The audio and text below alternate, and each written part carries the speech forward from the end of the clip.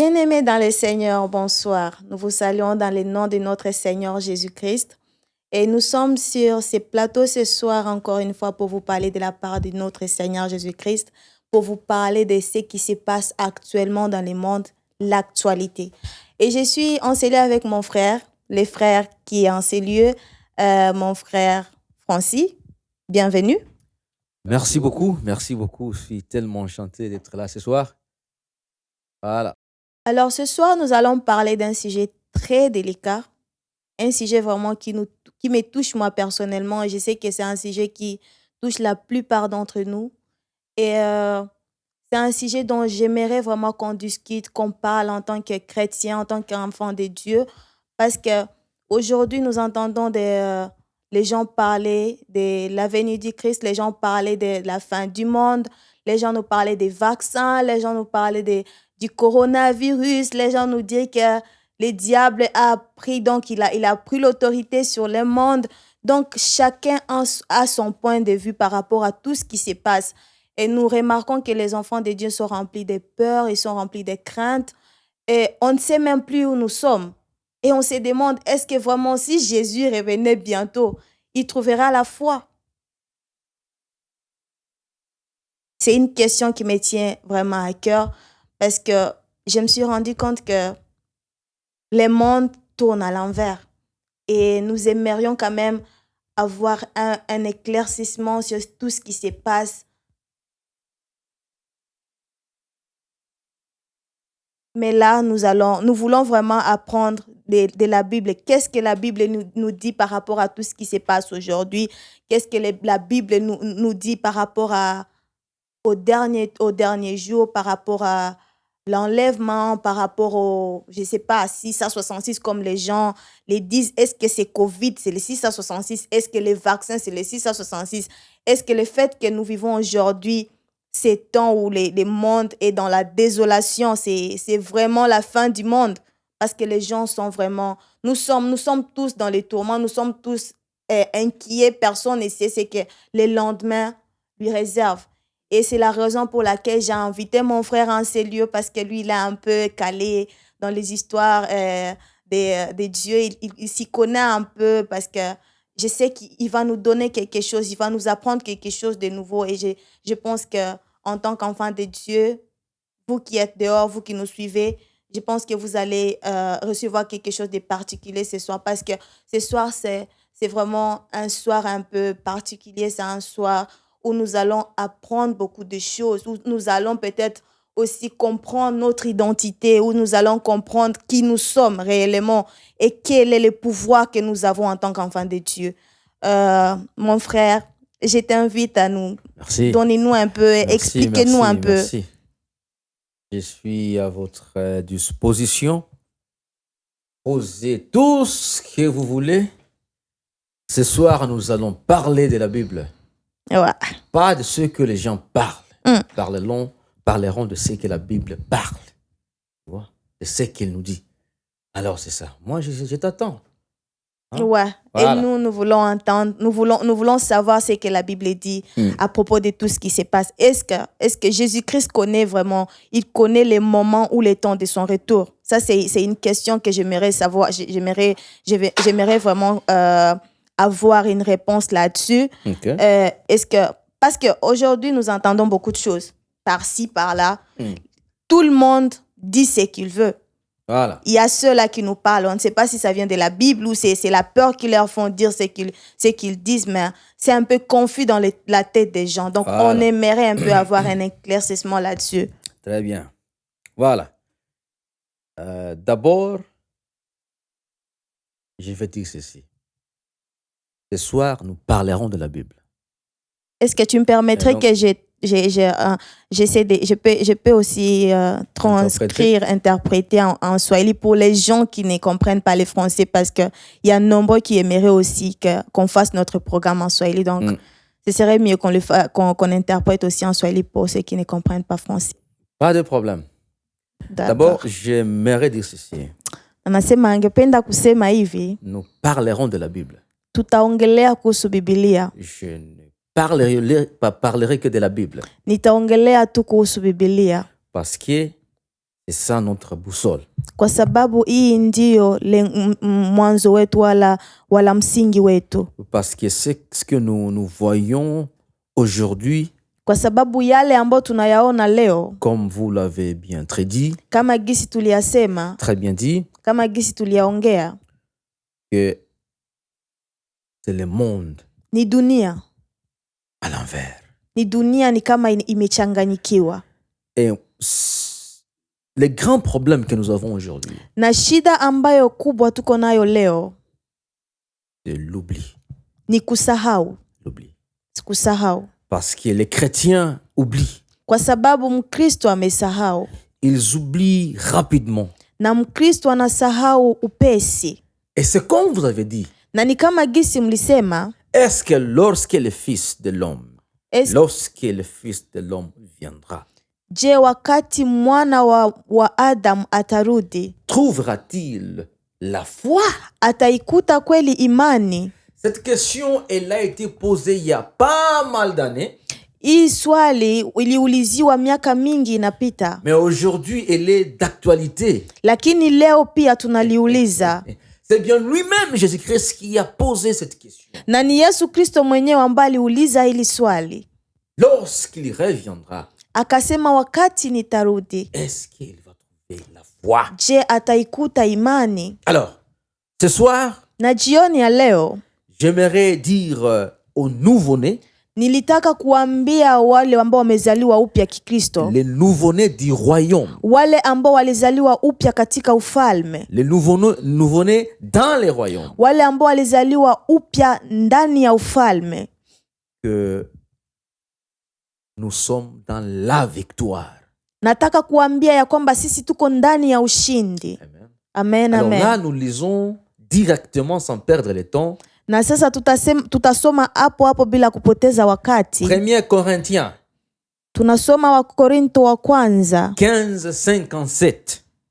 15 mstari wa 57. Hallelujah.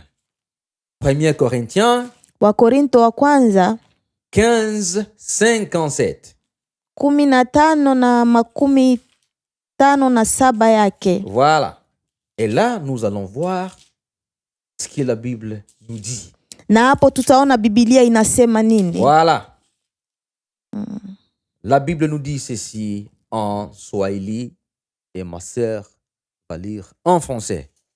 Atasoma kwa Kiswahili na mimi nitasoma kwa Kifaransa. Lakini Mungu na ashukurie. Na Biblia inasema atupaye kushinda kwa Bwana wetu Yesu Kristo. La Bible déclare dans 1 Corinthiens 15 verset 57 au nom de Jésus-Christ. Amen. Mais que grâce soit rendue à Dieu. Amen. Qui nous donne la victoire par notre Seigneur Jésus-Christ. Amen. Amen. Et donc nous sommes dans la victoire. Sisi tuko ndani ya ushindi. Et donc la peur, na uoga, la défaite, kushindwa, le désespoir, ili kuvunjika moyo wala kukatika moyo, ce n'est pas nos choses à nous. Ayo sio mambo yetu sisi kama Wakristo. Parce que on ne combat pas pour la victoire. Atupigani juu ya ushindi. Non. Apana. Ça, ce n'est pas notre problème. Iyo sio shida yetu. Nous sommes déjà dans la victoire. Sisi tuko ndani ya ushindi. C'est pourquoi Paul nous dit dans 1 Corinthiens. Ndio kwa maana Paulo akatuambia katika Wakorinto wa kwanza. Il dit que gloire soit rendue à Dieu. Akasema utukufu mrudilie Bwana. Qui nous a donné ambao alitupatia la victoire. Alitupatia ushindi. Par notre Seigneur Jésus-Christ. Kupitia Bwana wetu Yesu Kristo. Et donc nous devons commencer dans la victoire. Sisi tunapasha kuanza ndani ya ushindi. Et si les chrétiens d'aujourd'hui oublient qu'ils sont dans la victoire. Na kama Mkristo wa leo anasahau ya kwamba yeye iko ndani ya ushindi. Ce soir je vais te dire. Jioni ya leo ninataka nikwambie. Que tu es dans la victoire. Ya kwamba wewe uko ndani ya ushindi. Voilà. Amen, amen.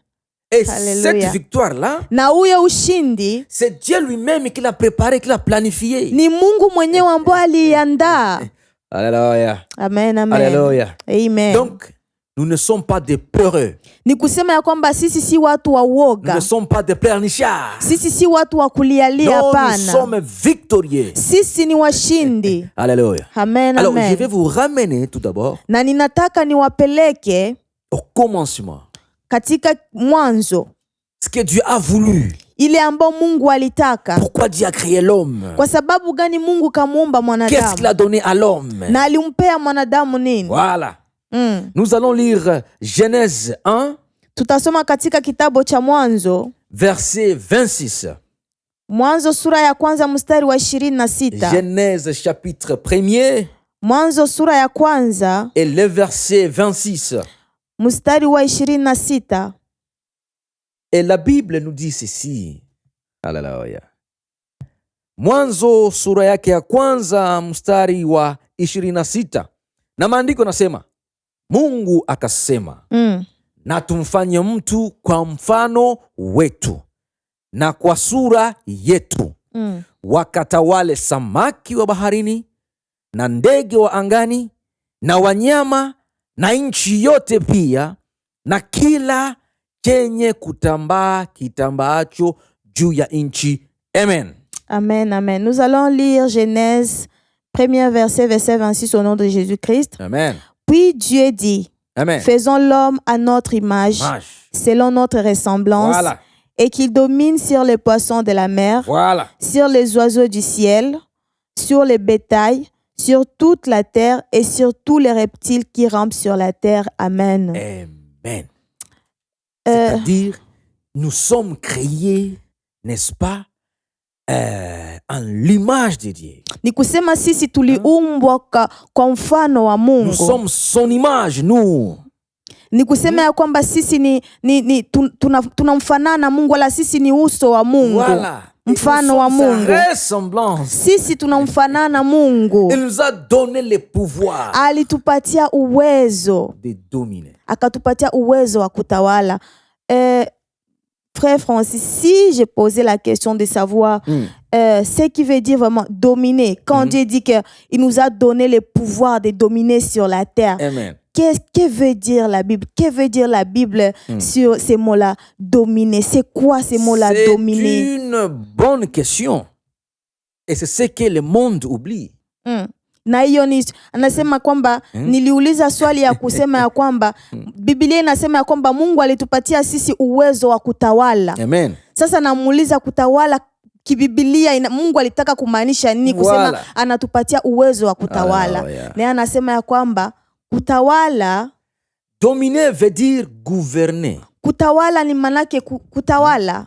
C'est-à-dire contrôler. Ni kusema kuchunguza. C'est gérer. Ni kukamata nafasi. Dominer veut dire avoir l'autorité sur. Kutawala manake kukuwa na uwezo wala mamlaka juu. Alléluia. C'est ça la signification du mot dominer. Hiyo ndio inamaanisha neno kutawala. Alors, Dieu nous a créés en son image. Na Mungu akatuumba kwa mfano wake. Pourquoi? Kwa sababu gani? Pour dominer. Ili tupate kutawala. Alléluia. Amen, c'est amen. ça la vision de Dieu. Na hayo ndio maono ya Mungu. C'est pourquoi nous sommes là aujourd'hui. Na ndio kwa maana tuko mahali hapa siku ya leo. Nous sommes créés pour dominer. Sisi tuliumbwa ili tupate kutawala. Voilà, c'est ça. Hayo ndio. Alors, être créé en l'image de Dieu. L'image de Dieu veut dire quoi? Kuumbwa kwa mfano wa Mungu inamaanisha nini? Alléluia. Amen. Oh my God. Vous savez, il y a deux mots. Kuna maneno mawili. Ces deux mots sont hébreux. Waebrania. C'est-à-dire, il y a les mots tselem et les mots demut. Kuna hiyo neno selem na hiyo neno demut. Voilà. Alors nous commençons avec les mots tselem. Na tunaanza na hiyo neno selem. Ce mot est écrit 17 fois dans la Bible. Hiyo neno inaandikiwa mara 17 ndani ya Biblia. Et le chapitre 1er, le verset 26. Na sura ya kwanza na sura ya kwanza mstari wa 26 de la Genèse. Ndani ya kitabu cha Mwanzo. Ce mot est utilisé. Hiyo neno inatumiwa. Cela veut dire quoi? Na hiyo inataka kusema nini? C'est dire nous sommes une réplique. Ni kusema sisi ni mfano. C'est ça. Il est image ya Mungu. Nous sommes une réplique. Ni kusema sisi ni mfano wa Mungu. Nous sommes une ombre de l'original. Ni kusema sisi ni kimvuli cha ule utu wa kweli. Voilà, parce que lorsque tu te tiens debout, toi, Kwa sababu wakati mimi ninasimama, il y a l'ombre derrière toi. kuna kimvuli nyuma Et yangu. qu'est-ce que l'ombre fait? Na kimvuli kinafanya nini?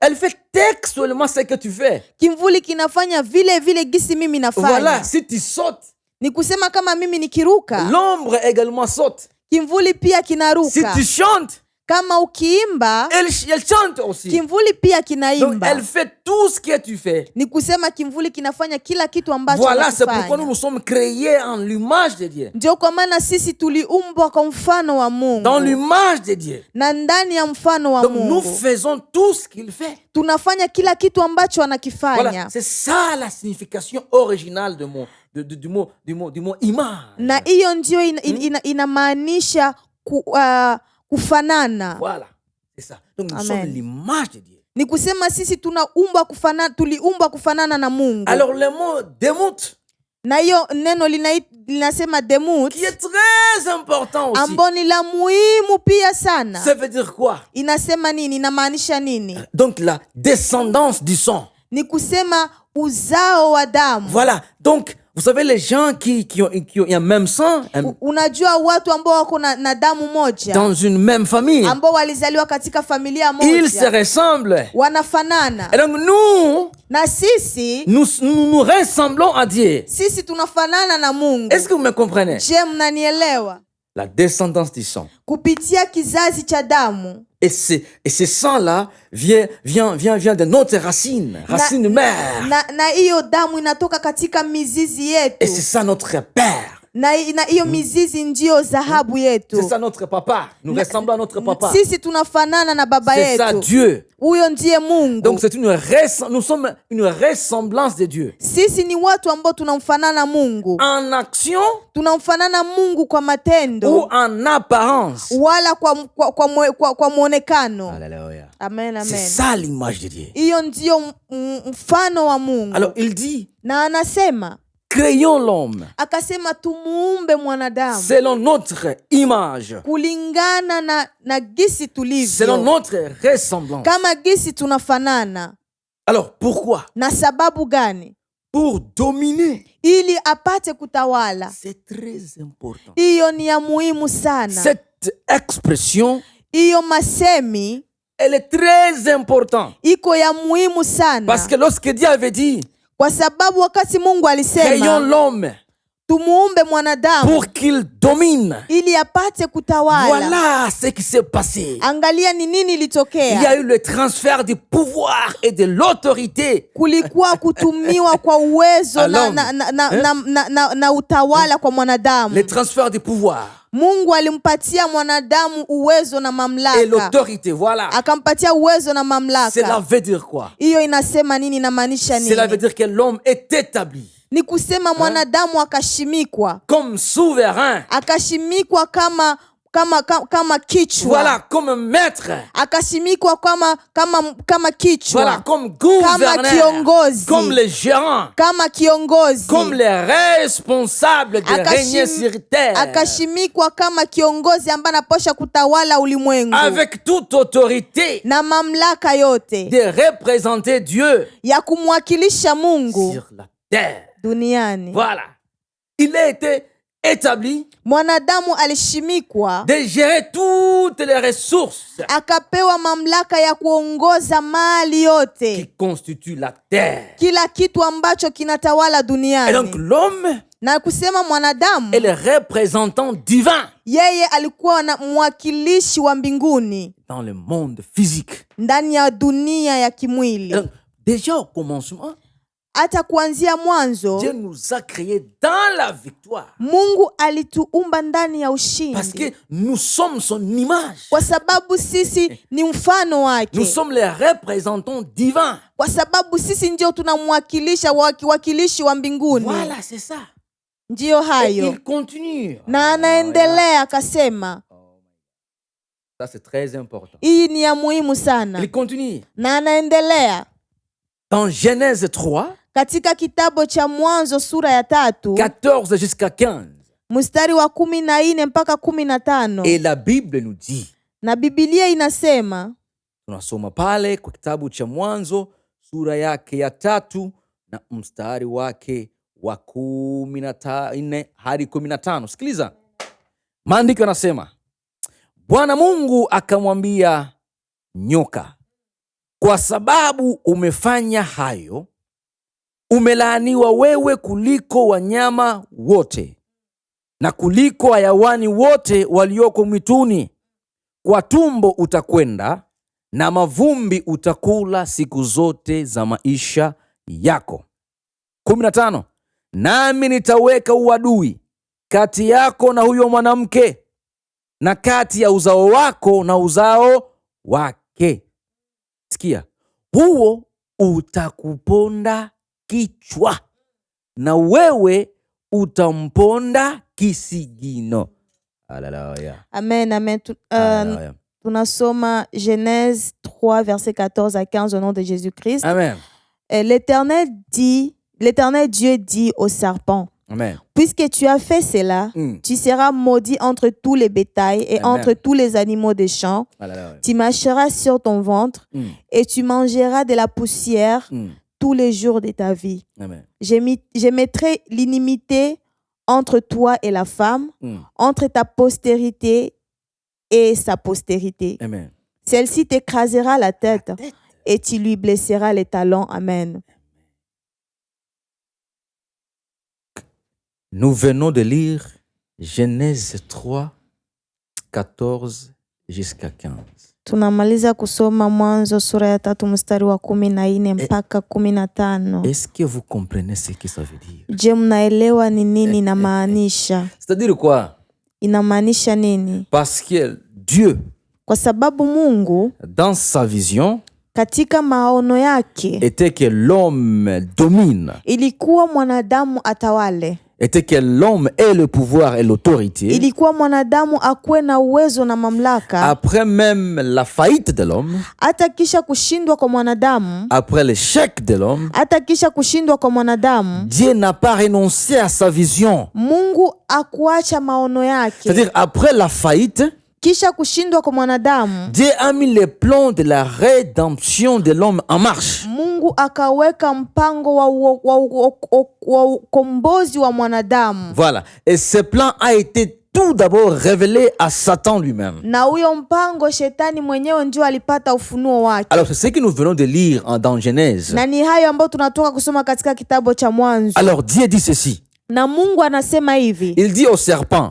Anamwambia nyoka, le serpent qui représente le diable ici. nyoka ambayo inamwakilisha shetani Il dit hapa. au diable, toi serpent, Anamwambia shetani, wewe nyoka, parce que tu as fait cela, kwa sababu ulifanya hayo, tu seras maudit entre tous les bétails na wewe utalaaniwa kuliko minyama yote. et entre tous les animaux des champs. Utalaaniwa kuliko minyama yote ya shambani. Tu marcheras sur ton ventre Utatembelea tumbo lako. et tu mangeras de la poussière tous les jours de ta vie. Na utakula udongo kila siku za maisha Et je yako. mettrai l'inimitié entre toi et la femme, Na nitaweka uadui katikati yako na mwanamke, entre ta postérité et sa postérité. na uzao wako na uzao wa mwanamke. Celle-ci t'écrasera la tête Na huyo atakuponda kichwa, et tu lui blesseras les talons. na wewe utamuuma kisinginyo. C'est très important. Hiyo ni ya muhimu sana. Qu'est-ce que la postérité de la femme veut dire quoi?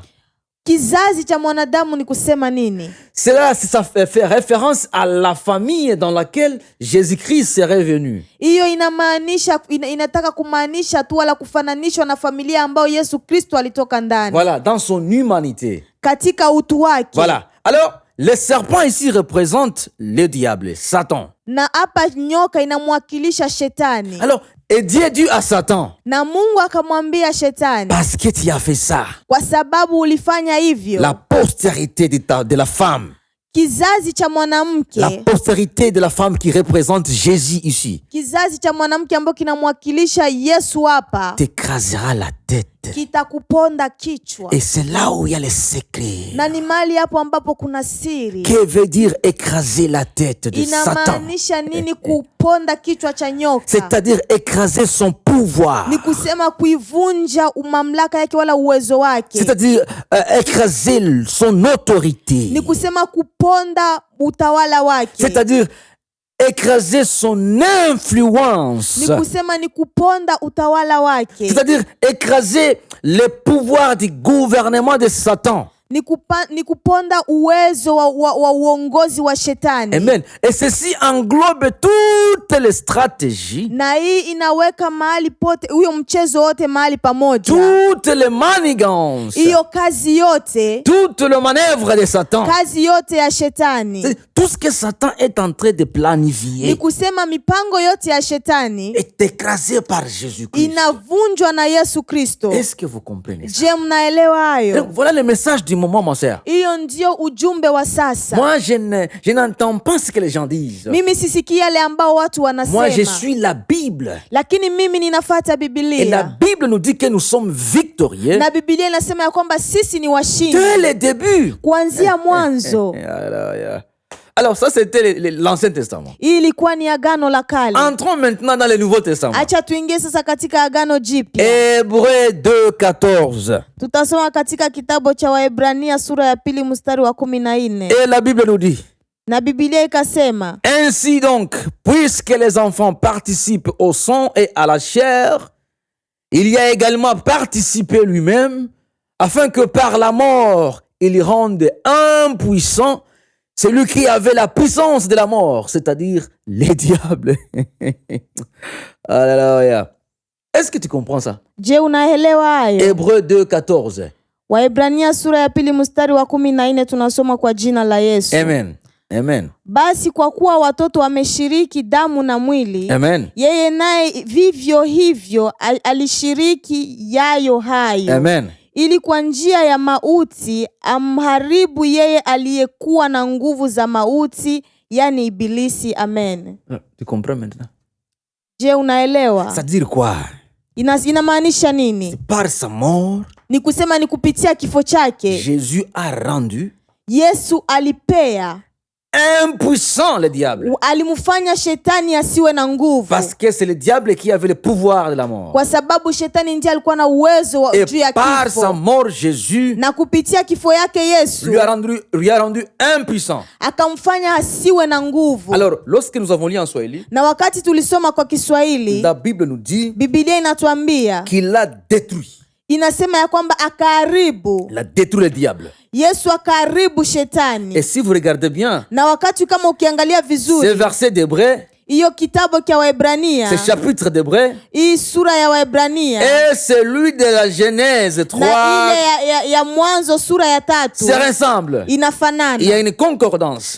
Kuna kufananishwa. Celui-là va t'écraser la tête. Huyo atakuponda kichwa. Mais ici dit il va te rendre impuissant. Lakini huko anasema watakufanya usiwe na nguvu. Il va te détruire. Atakuharibu. Et donc le diable est impuissant. Ni kusema shetani hana nguvu. Alors le mot détruire veut dire quoi? Na kuharibu maana yake nini? Le mot hébreu pour le mot hébreu c'est katargeo.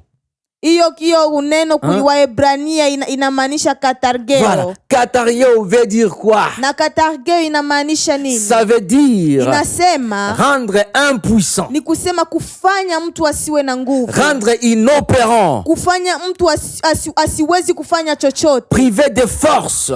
Kumuondolea mtu nguvu zake. Privé d'influence. Kumuondolea mtu mamlaka yake wala uwezo wake. Privé de pouvoir. Kuondolea mtu uwezo wake. Cela veut dire quoi? Ni kusema nini? Réduire à zéro. Kumfanya mtu awe sufuri. Cela veut dire quoi? Inamaanisha nini? Ne produire aucun effet. Ni kusema mtu asizae matunda yoyote. Cela veut dire quoi? Ni kusema nini? Paralysé. Kufanya mtu awe asiwe na nguvu yoyote wala awe chini kabisa. C'est-à-dire ni kumaanisha nini? Jésus-Christ, Yesu Kristo par sa mort, kupitia kifo chake il a rendu impuissant les diables. alimfanya shetani asiwe na nguvu Il l'a yoyote, paralysé. alimweka shetani chini kabisa. Est-ce que vous comprenez les frères? Je, mnaelewa hayo? Est-ce que quelqu'un qui est impuissant, Je, mtu ambaye hana nguvu, quelqu'un qui est paralysé, mtu ambaye yuko chini kabisa, quelqu'un qui est inactif, mtu ambaye hana kazi yoyote, quelqu'un qui n'a plus de pouvoir, mtu ambaye hana uwezo wowote, quelqu'un qui n'a plus de force, mtu ambaye hana nguvu zozote, peut nous terroriser, nous chrétiens, anaweza kutuogopesha sisi wa Kristo nous kweli, les enfants du royaume? sisi wana wa ufalme? Non, ma sœur, ce n'est pas ça. Hapana dada yangu, sio hayo. C'est-à-dire la peur, Ni kusema la uoga, défaite, ni kusema les kushindwa, désespoirs kuvunjika moyo, ne nous appartient pas.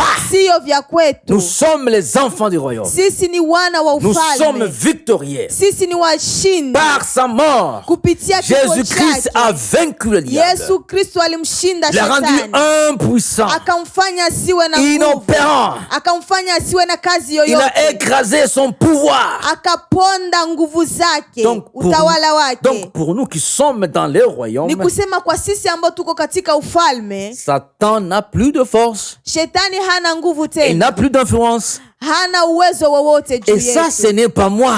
Na hiyo sio mimi Ça, c'est ninasema, la Bible. lakini hayo ni Biblia inayaongelea. Alléluia. Haleluya, Alléluia. Et donc, haleluya. nous avons le pouvoir. Sisi tunao ushindi, N'ayez pas peur. sisi tuko na uwezo, usiogope. Ce que nous traversons aujourd'hui, Yale ambayo tunayapitia nous leo, sommes en examen. sisi tuko katika maswali C'est pourquoi, wala mtihani. c'est pourquoi Jésus-Christ avait posé cette question. Ndio kwa maana Yesu akaswali hili swali, Quand le Fils de l'homme viendra, akasema wakati mwana wa Adamu atarudi, trouvera-t-il la foi sur la je, terre? atakuta imani duniani? Où est ta foi? Wewe imani yako iko Je wapi? vais te rappeler ce soir Ninataka nikukumbushe siku ya que leo tu es un vainqueur. ya kwamba wewe ni mshindi. Voilà. Ni hayo, Alors, nous continuons. tunaendelea Dans Colossiens katika kitabu cha Wakolosai 2, sura ya 2 13 jusqu'à 15. mstari wa 13 mpaka 15. Écoutez maintenant ce que la Bible nous dit. Tusikie Biblia inasema Dans nini Colossiens ndani ya kitabu cha 2, Wakolosai 13 jusqu'à 15. 2:13 mpaka 15. Oh mon Dieu, Oh Mungu wangu, j'aime ce chapitre. ninapenda hili neno, Et la Bible nous dit, na Biblia inatuambia vous qui étiez morts par vos offenses et par l'incirconcision de votre chair, il vous a rendus à la vie avec lui, en nous faisant grâce par toutes nos offenses. 14. Il a effacé l'acte dont les ordonnances nous condamnaient et qui subsistait contre nous. Amen. Il l'a détruit en les clouant à la croix. Haleluya. 15 nous dit, il a dépouillé les dénominations et les autorités et les a livrées publiquement en spectacle, en Haleluya. triomphant d'elle par la croix. Hallelujah. Hacha tusome Wakolosai sura ya 2 mstari wa 13 mpaka 15 kwa jina la Yesu. Amen.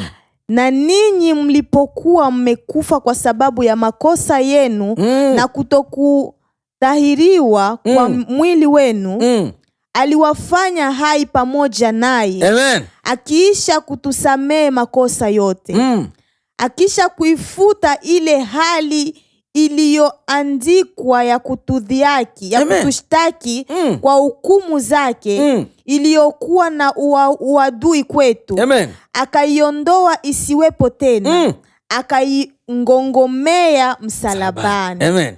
Akisha kuzivua enzi na mamlaka, Amen. na kuzifanya kuwa Mkogo. mkogo Amen. kwa ujasiri, akizishangilia katika msalaba huo. Amen. Voilà le secret de la croix. Hiyo ndio siri ya msalaba. C'est ce qui s'est passé sur la croix. Hiyo ndio yalipitikana msalabani. La Bible nous dit, Biblia inatuambia il a effacé l'acte alivuta tendo lote, dont les ordonnances nous condamnaient. alivuta yale ile nguvu yote ambayo ilikuwa Et inatushtaki, il l'a détruit en le clouant sur la croix. na akaiharibu kwa kuitundika Et la msalabani. Bible continue de nous dire, Na Biblia inaendelea na il kutuambia, a dépouillé les dénominations. inasema akazivua enzi na Oh, les mamlaka, autorités. akazivua enzi na Et les a mamlaka, livrées publiquement na akaifanya, akaiweka en wazi, spectacle. akaiweka wazi kila mtu Et en aione, triomphant d'elle par la croix. na kuishinda kupitia msalaba. Alors ce verset, si vous le lisez en français, Na kama hii anglais shahiri plutôt. ukisoma kwa Kiingereza c'est très important. ni ya muhimu sana. En anglais, ça dit quoi? Kwa Kiingereza inasema nini? Il a dépouillé. Inasema alivua. Cela veut dire, en anglais, Kwa Kiingereza inasema having disarmed. inasema alimvua, C'est-à-dire après avoir désarmé. kisha kumnyang'anya silaha. Voilà. Voilà. Ni hivyo. Les termes utilisés dans ce verset Hii maneno ambao wanatumikisha katika hii sont shahidi tous militaires. yote ni ya kivita Et wala kijeshi, l'idée que Christ na mawazo ambao Kristo a complètement soumis nos ennemis par sa mort. ambao Yesu Kristo aliwashusha waadui zake kupitia kifo Voilà. chake. Une victoire complète. Ilikuwa ni ushindi kamili. Voilà. Il a mis tous ses ennemis Aliwakamata maadui zake wote, à zéro. akawafanya sufuri. Amen. Amen. C'est-à-dire, nous comme chrétiens Ni d'aujourd'hui, kusema sisi kama Wakristo wa nous leo, qui sommes dans le royaume, sisi ambao tuko ndani ya nous qui ufalme, sommes nés de nouveau dans le royaume, sisi ambao tulizaliwa mara pili katika ufalme, nous n'avons rien à craindre. hatuna chochote cha kuogopa. Quel que soit le corona, Ingawaje korona, quelle que soit la fin du monde, ingawaje mwisho wa quel que dunia, soit tout ce que vous pouvez dire, ingawaje yote ambayo mnaweza nous kusema, n'avons rien à craindre. hatuna kitu cha kuogopa. Alléluia. Haleluya. Il les a désarmés. Kwa sababu aliwanyang'anya silaha. Et la Bible nous dit, Na Biblia inatuambia il a désarmé toute principauté alinyang'anya mamlaka, et pouvoir. alinyang'anya mamlaka na uwezo. Les ennemis Maadui qui avaient le pouvoir, ambao walikuwa na uwezo na mamlaka, qui avaient mis l'homme sous leur servitude, ambao walifanya mwanadamu awe mtumwa wao, il les a vaincus. akawashinda. Alléluia. Haleluya. C'est-à-dire quoi? Ni kusema nini? C'est-à-dire par sa mort, Kupitia kifo chake Jésus-Christ a arraché le pouvoir Yesu Kristo alinyang'anya umamlaka, des envahisseurs, akanyang'anya mamlaka wale wezi, des usurpateurs. wale wezi, Alléluia. Il nous a libérés. akatufungua, akatuweka huru. Cela veut dire quoi? Ni kusema nini? Satan Shetani, et ses légions, ses anges, ses shetani militaires, na malaika zake, ils ont été déboussolés. wao waliwekwa na Et hole, ils ont été décomposés, waliwekwa na hole, wakavuruganyika, vaincus par Christ.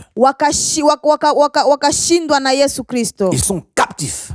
wameshikwa Ils ont été capturés par Jésus-Christ. walishikwa mateka na Yesu Et Kristo. c'est pourquoi la Bible nous dit, Na ndio kwa maana Biblia inatuambia, il a fait un spectacle public. inasema ya kwamba Yesu aliwaweka wazi Comme vainqueur, Jésus-Christ les a mis sous sa soumission. Ni kusema kama vile Yesu Kristo mshindi aliwaweka chini ya mamlaka yake. Alors, faire un spectacle public, il veut dire quoi? Ni kusema kuweka watu wazi ni maana yake nini? Vous savez, auparavant, Zamani lorsque un vainqueur, wakati mshindi, quelqu'un qui a vaincu la guerre, mtu ambaye alishinda vita, qui a une victoire, ambaye iko na ushindi, lorsqu'il revenait de la guerre, wakati alikuwa anatoka katika vita, il exhibait publiquement dans une procession triomphale alikuwa anaonesha kwa uwazi, les bulletins de la victoire. alikuwa anaonesha kwa uwazi mbele ya watu wote vitu ambavyo alivipata katika vita. Et aussi les rois et les princes qui étaient capturés. Na wafalme na wana wa wafalme ambao walikuwa wameshikwa. Et c'est la même chose. Na ni hayo. C'est ce que Jésus avait fait sur la croix. Ni hayo ambayo Yesu Kristo aliyafanya msalabani. Ce qu'il a fait, c'est quoi? Ni alifanya nini msalabani? Comme vainqueur, kama vile mshindi, Jésus-Christ a triomphé publiquement. Yesu Kristo alishinda kwa wazi. Il a mis les... Donc, ma sœur, sasa dadangu, c'est ce qui s'est passé. Hiyo ndio ilipitikana. Donc, s'il y a certaines personnes Kama kuna watu qui nous disent le contraire. ambao wanatuambia Ça, ce kinyume, n'est pas notre problème. hiyo sio shida yetu Si sisi. les gens sont terrorisés, Kama watu wamejawa na ce n'est woga, pas notre problème hii sio shida yetu pour nous qui sisi. sommes en Christ. Sisi ambao tuko ndani ya Kristo, hapana. Nous avons le pouvoir. Sisi tuna uwezo. Oui, et c'est ça la vision de Dieu. Na ni hayo maono ya C'est Mungu. pour que nous exercions le pouvoir sur Ni terre. ili sisi tuoneshe uwezo wetu Le duniani. pouvoir sur toutes situations, Uwezo katika hali yote, sur toute dimension de notre vie. katika kiwango chote cha maisha Parce que nous yetu. sommes sauvés Kwa sababu sisi tumeokolewa physiquement et spirituellement. kimwili na Et kiroho. voilà, c'est ça. Na ni Là, hayo. on n'a pas peur. Ni kusema sisi hatuogopi. Vous m'avez dit ici des choses sur la fin du monde. Ulituambia hapa, niliuliza juu ya kuhusu mwisho wa dunia. La fin du monde, c'est quand est-ce que le Seigneur reviendra? Ni wakati Bwana atarudi, Quand est-ce qu'il reviendra? na atarudia lini? Est-ce que tout ce que nous voyons ici, c'est ça la fin du monde? Je, haya yote ambayo tunayaona ndiyo mwisho wa dunia? C'est vraiment amusant. Na kweli inafurahisha. Ma sœur, je vais te dire Dada, nataka nikwambie une chose. kitu kimoja. Aujourd'hui, je parlerai de la Bible. Ninataka niseme juu ya Biblia. Et la Bible, qu'est-ce qu'elle nous dit? Na Biblia inatuambia nini? D'abord, ce que nous devons savoir, c'est quoi? Lakini kile ambacho tunapaswa kujua ni Que nini? Dieu a créé toutes choses. Ya kwamba Mungu alikiumba kila kitu. Et sans lui, rien n'a été fait. Na bila yeye hakuna kitu ambacho kingefanyika. Qui a été fait? Hakuna kitu ambacho kingefanyika ambacho kilifanyika. Parce que ça, c'est Jean 1, 3. Na ni katika kitabu cha Yohana 1 mstari wa 3. Voilà. C'est-à-dire, tout ce que Dieu a créé Ni kusema kila kitu ambacho Mungu est alikiumba sa propriété privée ni cha kwake. par les droits de création. Ni cha kwake kupitia ile haki ya uumbaji. Alors, puisqu'il a tout créé, Na kama gisi aliumba kila kitu, donc tout lui appartient, n'est-ce pas? ni kusema kila kitu ni cha kwake, si ndio? Donc, s'il revient aujourd'hui, Na kama akirudi leo, ce n'est pas un problème. haiko shida. Il est souverain. Yeye iko juu ya yote. C'est-à-dire, il a tous les droits de faire ce qu'il veut. Ni kusema yeye anaweza kufanya gisi anataka. Et cela ne nous engage pas. Na hiyo sio shida yetu sisi. Il est le souverain Yeye anafanya gisi et ce anavyotaka. n'est pas notre Na problème. hiyo sio shida yetu. Nous, notre problème, Sisi shida yetu c'est nous focaliser sur le royaume de Dieu. ni kuangalia ufalme wa Mungu. Voilà. Alors, après avoir dit cela, Na kisha kusema hayo, qu'est-ce que la Bible nous dit à propos de son retour? na Biblia inatuambia nini kuhusu kurudia kwake? Voilà. Alors, là, je vais insister sur un point. Nataka nikazie juu ya neno Pour moja. nous qui sommes dans le royaume, Kwa sisi ambao tuko ndani ya ufalme, nous serons contents. je, tutafurahi? Nous serons contents. Sisi tutafurahi Parce que nous allons chez nous. kwa sababu sisi tunarudi kwetu. Nous allons vivre avec le Seigneur dans l'éternité. Tunaenda kuishi na Bwana milele, Voilà, on amina. est fatigué avec toutes ces confusions que nous voyons. Sisi tumechoka na haya yote ambayo tunayaona. Pour nous, c'est un avantage. Kwa sisi kwetu ni vizuri. Donc, nous ne sommes pas terrorisés. Hatuogopi. Nous ne sommes pas désespérés. Sisi hatuchoki No. wala hatuvunjiki moyo. On est dans le bon. Donc, d'ailleurs, c'est mieux pour nous. Sisi tuko sawa na kwanza ni vizuri kwetu. Voilà. Alors, vous disiez à propos de son retour. Kuhusu kurudi kwake, Ma soeur, je vais te dire, dada, nataka nikwambie, même si Jésus revenait aujourd'hui, hata kama Yesu akirudi leo, nous qui sommes dans le royaume, sisi ambao tuko ndani ya nous ufalme n'avons aucun problème. hatuna shida yoyote. Pourquoi je dis ça? Kwa sababu gani nasema hivi? Romains 8, 1 jusqu'à 39. Katika kitabu cha Warumi 1:8 mpaka 39. Romains chapitre 8, Warumi sura ya 8 verset 1 jusqu'à 39. mstari wa kwanza mpaka 39. Celui qui aura le temps, il peut lire là-bas. Ule ambaye anaweza kuwa na wakati anaweza kusoma. Mais nous lisons le premier verset. Lakini tutasoma mstari wa kwanza. Elle dit ça en Swahili. Na mimi nitaisoma kwa Kiswahili. Amen. Warumi.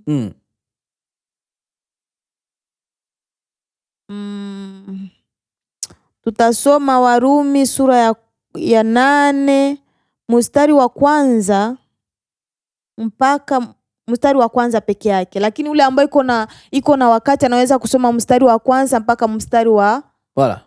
39. mpaka mstari wa 39. Amen. Amen. Ça, c'est la Bible. Hiyo ni Biblia. Na tutasoma kwa jina la Yesu. Amen. Sasa basi, hakuna hukumu ya dhahabu juu yao walio katika Kristo Yesu. Amina. Amen. Soma tena mzuri. Sasa basi, hakuna hukumu ya adhabu Voilà. juu yao walio katika Kristo Yesu. Amina. Donc, il y a, oh my God, there is no condemnation. Ni kusema hakuna hukumu. Hakuna hukumu. Il y a pas. Hakuna. Alléluia. La Bible nous dit Biblia ceci. inatuambia hivi. Je lis ça en français. Nitaisoma kwa Kifaransa. La Bible dit ceci. Biblia inasema hivi. Dans Romains Ndani ya kitabu cha Warumi 8, sura ya 8 verset 1er. mstari wa kwanza. La Bible. Donc, il n'y a donc maintenant Inasema sasa basi aucune condamnation hakuna hukumu. pour ceux qui sont en Christ. Hakuna hukumu ya adhabu kwa wale walio ndani ya Kristo. Pour ceux qui sont en Jésus-Christ. Kwa wale ambao walio katika Kristo. Nous qui sommes en Jésus-Christ, Ni kusema sisi ambao tuko katika Kristo nous ne serons pas condamnés. hatutahukumiwa. Donc, n'ayez pas peur. Usiogope. Nous qui sommes en Jésus-Christ, Sisi ambao tuko ndani ya Kristo nous vivrons avec lui. tutaishi pamoja naye. C'est ça.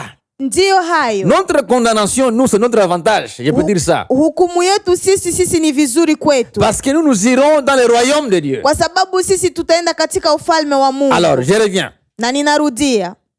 La Bible dit ceci. Biblia inasema hivi. Dans Matthieu. Katika kitabu cha Mathayo. Dans Matthieu 25. Katika kitabu cha Mathayo 25. Matthieu 25. Mathayo 25. C'est très important. Ni ya muhimu sana. Ma soeur, la fin du monde, c'est une bonne nouvelle pour nous. Mwisho wa dunia ni habari njema kwetu sisi. Matthieu 25. Mathayo 25. 31 jusqu'à 34. Mstari wa 30 na moja mpaka 34. Voilà. Matthieu. Mathayo sura ya 25. 25. Voilà.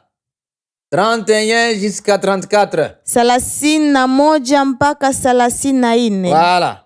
Tunasoma kwa jina la Yesu. Amen. Wala unaweza kuanza kusoma kwa Kifaransa. Et la Bible nous dit ceci dans Matthieu 25, 31 jusqu'à 34. Écoutez. Amen. J'aime la Bible. Il dit ceci. Lorsque le Fils de l'homme viendra dans sa gloire avec tous les anges, il s'assiera sur le trône de sa gloire. 32. Toutes les nations seront assemblées devant lui. Et il séparera les uns d'avec les autres. Et comme le berger sépare les brebis d'avec les boucs, et il mettra les brebis à sa droite et les boucs à sa gauche. 34. Alors, le roi dira à ceux qui seront à sa droite, Alléluia. Venez, vous qui êtes bénis de mon Père. Amen. Prenez possession du royaume qui vous a été préparé de la fondation du monde. Amen. Tunasoma kwa Kiswahili kwa jina la Yesu. Mathayo 25:31 mpaka 34. Amen.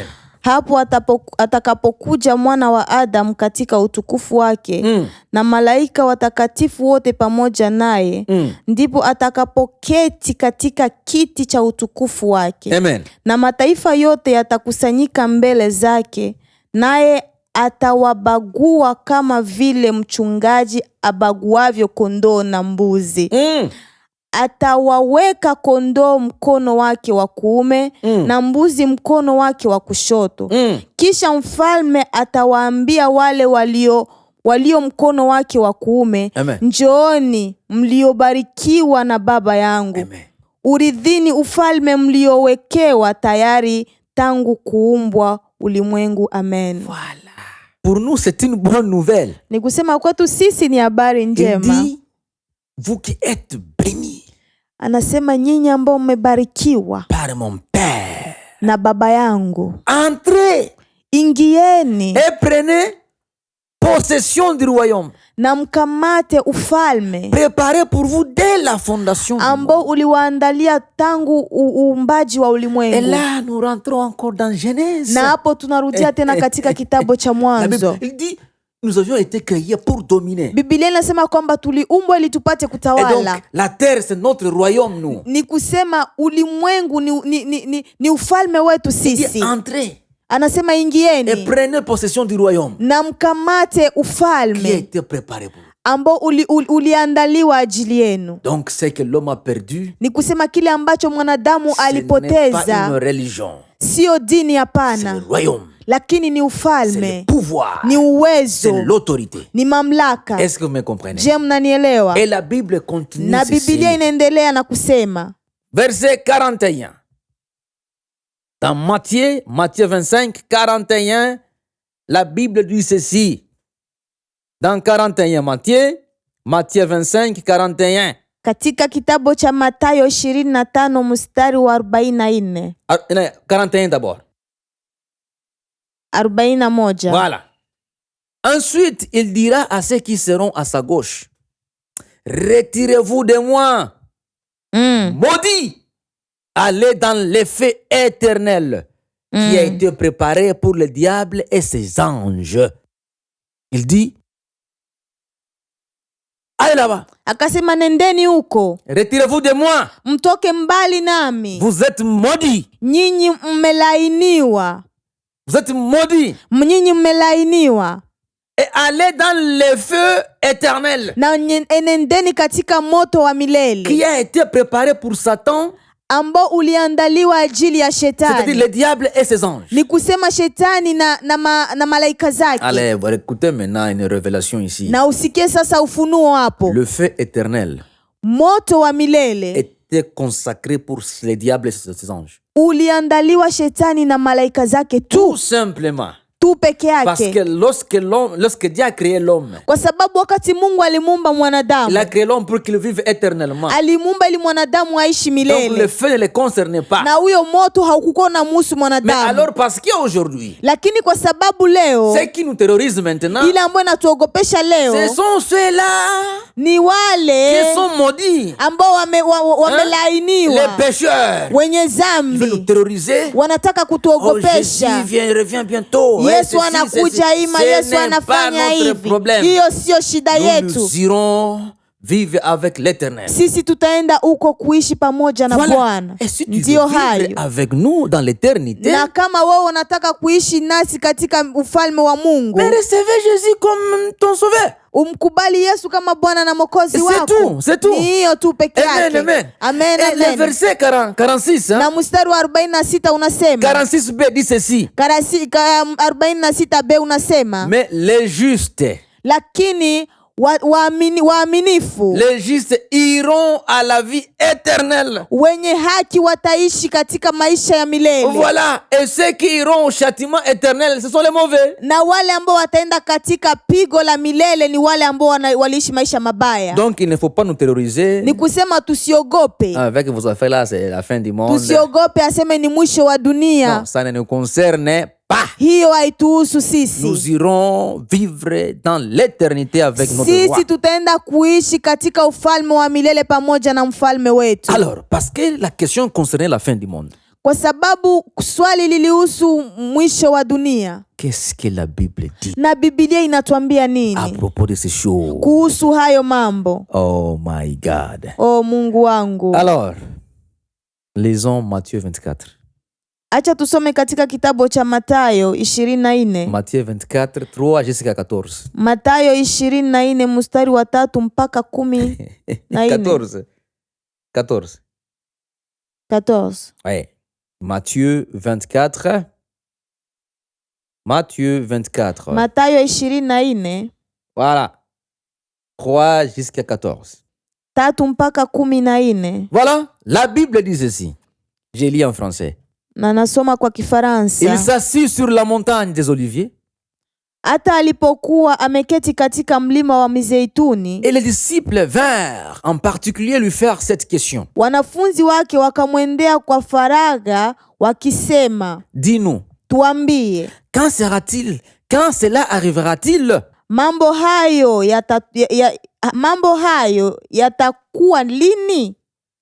Et quel sera le signe de ton avènement et de la fin du monde? Nayo ni nini dalili ya kuja kwako na ya mwisho wa dunia? Est-ce que vous comprenez ça? Je, unaelewa hayo?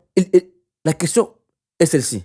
Na swali ni hili. Dis-nous, utuambie, quand cela arrivera-t-il? Mambo hayo yatakuwa lini? Lini, voilà.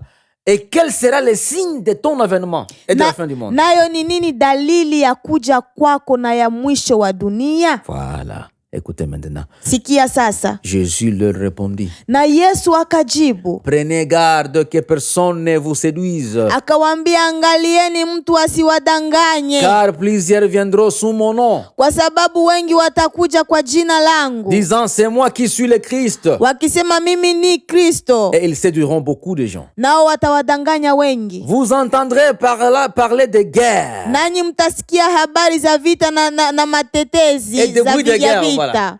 Gardez-vous d'être troublés. Angalia msitishwe. Car il faut que ces choses arrivent. Maana hayo hayana budi kutukia. Ça, c'est Jésus qui dit. Iyo ni Yesu Kristo anasema. Il y aura des guerres. Mais aujourd'hui, c'est quoi? Lakini leo ni nini? Aujourd'hui, s'il y a un tremblement de terre quelque part, kama kuna mtetemeko wa dunia mahali, voilà la fin du monde est là. Unasikia watu wanasema angalia sasa mwisho wa dunia huyo. Et s'il y a des guerres par exemple au Congo, Burundi, na kama kuna mavita huko Kongo, Burundi, et partout dans le monde, mahali pote ulimwenguni, repentez-vous, Jésus revient bientôt. Unasikia watu wanasema tubuni, Yesu arudi ima. Attention. Angalisho. Jésus nous dit qu'il faut que ces choses arrivent. Yesu anasema inapaswa hayo mambo yatokee. Mais ce ne sera pas. Lakini hule mwisho bado. Ce ne sera pas encore la fin. Lakini hule mwisho bado. Lorsque nous voyons des guerres, des bruits, des rumeurs, tout ça, ce n'est pas encore la fin. Kama tukisikia makelele, tukisikia vita huku na kule, haijakuwa mwisho. Non. Hapana. Écoutez maintenant le verset 14. Sikia sasa mstari wa 14. La Bible dit ceci. Biblia inasema. Oh my God. Oh Mungu wangu. Que Dieu soit loué. Mungu asifiwe. Le secret se trouve dans le verset 14.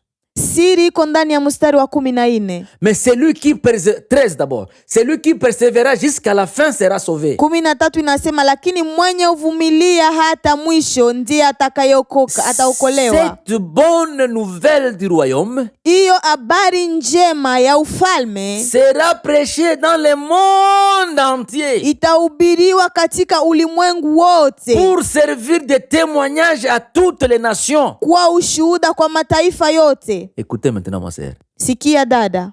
Alors viendra na hapo ndipo ule mwisho utakapokuja. Est-ce que est-ce que tu comprends ça? Je, unaelewa? Donc l'avènement de Christ ni kusema kuja kwa Kristo est conditionné.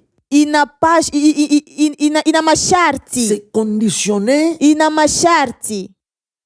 Donc c'est conditionné à la bonne nouvelle du royaume. Ina masharti kulingana na habari njema ya ufalme. Parce que cette bonne nouvelle doit être prêchée. Kwa sababu hiyo habari njema inapaswa kuhubiriwa dans le monde entier. Katika ulimwengu wote. Pour servir de témoignage à toutes les nations. Ili kufanya kutoa ushuhuda kwa mataifa yote. Alors la fin viendra, n'est-ce pas? Na ni hapo mwisho utatokea. Cela veut dire quoi? Ni kusema nini?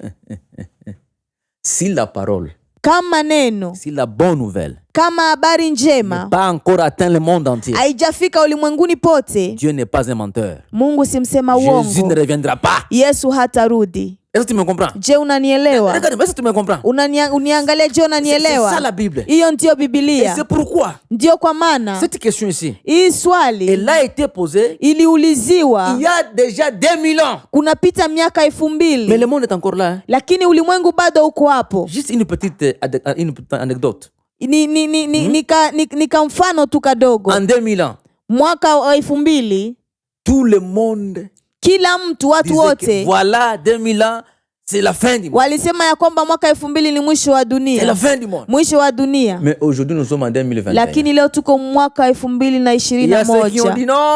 Kuna watu walisema hapana. En 2012. Mwaka 2012. Non, le monde sera. Ulimwengu hautakuwepo. Hapana. il faut lire la Bible. unapasha kusoma Biblia. Asomaye na aelewe. C'est ce que la Bible nous dit. Hiyo ndio Biblia inatuambia. La fin Mwisho du monde, wa dunia c'est lorsque ni la wakati bonne nouvelle habari sera njema prêchée dans le monde entier. itahubiriwa ulimwenguni pote. Et les nations veulent dire quoi? Na mataifa ni kusema nini? C'est-à-dire chaque nation, Ni kusema kila taifa, chaque groupe de personnes, kila kundi chaque la race, watu, kila chaque tribu, kila kabila, chaque kila tout kila ce que vous connaissez. kila kitu ambacho mnachokijua. Alors la fin viendra. Hapo sasa mwisho C'est utafika. ça la condition. Na ni hiyo ndio Et donc si shurti. aujourd'hui Na kama leo les gens disent ça, watu wanasema hivyo, moi je leur recommande tout simplement mimi ninaweza kuambia tu d'aller lire ça. waende kusoma Biblia. Jésus viendra lorsque la parole de la bonne nouvelle sera prêchée dans le monde entier. Yesu atarudi wakati habari njema itahubiriwa ulimwenguni pote. Alors, une question de curiosité.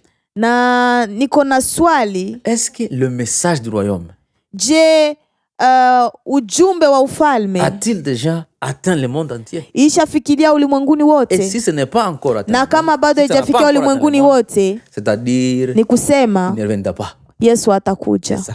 Donc, alors, qui prêchera maintenant la parole? Na ni nani atahubiri injili? C'est nous. Ni Nous sisi, qui sommes dans le royaume. sisi ambao tuko Nous ndani ya qui sommes ufalme, ses enfants. sisi ambao ni watoto Nous wake, qui avons le même esprit. sisi ambao tuko na roho Est-ce moja. que tu comprends? Je, unaelewa? C'est ça. Ni hayo. Donc, si nous voulons que Jésus revienne demain, Tukitaka Yesu arudi kesho, prêchons la parole tuhubiri habari njema, à tout le monde, à toutes les nations. tuhubiri habari njema ulimwenguni pote, Et il viendra. na hapo atarudi. Et que Dieu vous bénisse. Merci. Na Mungu awabariki. Wow.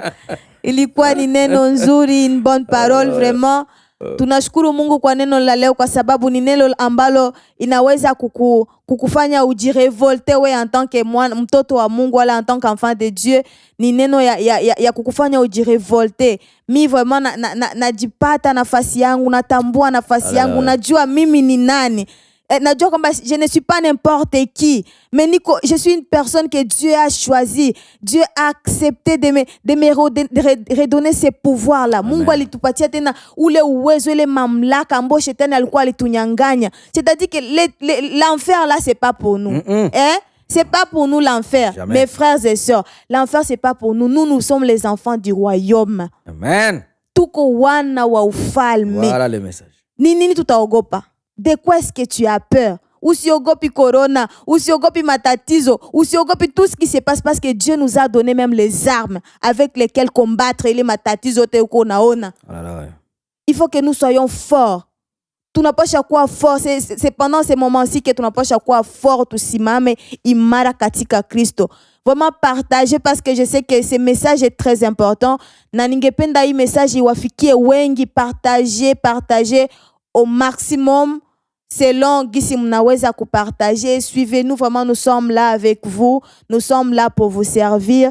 Que Dieu vous bénisse abondamment. Wote ambao mmetufuata mahali pote mlipo ulimwenguni pote, mbarikiwe, tunawapenda sana. Amen. Juste pour terminer, avant de terminer, j'aimerais ici présenter mes sincères salutations. Na kwa kumaliza nilitaka ni wasalimu D'abord à mon pasteur kwa mchungaji wangu Isaac Mwenebato et sa femme. Isaac Mwenebatu na mke wake. Il y a aussi le pasteur Makechi Misenge aux États-Unis. Na mchungaji ambaye yuko kwa Amerika. Que Dieu vous bénisse. Mungu awabariki. J'aimerais terminer ici na ningetaka kumaliza na kusema par l'évangéliste sacrificateur Benjamin Pilipili. Na kumalizia kwa huyo Papa Benjamin mpasha habari Benjamin Pilipili à Atlanta là-bas. Ambao anaishi kwa Atlanta. Que Dieu vous bénisse. Mungu awabariki. Et j'aimerais aussi présenter mes sincères salutations na ningependa pia kuwasalimu au pasteur Arthur mchungaji Arthur Zetu qui est aux États-Unis. ambaye yuko huko États-Unis. Que Dieu vous bénisse. Amen. Mungu awabariki, mbarikiwe nyote kwa jina la Yesu. Amen. Voilà.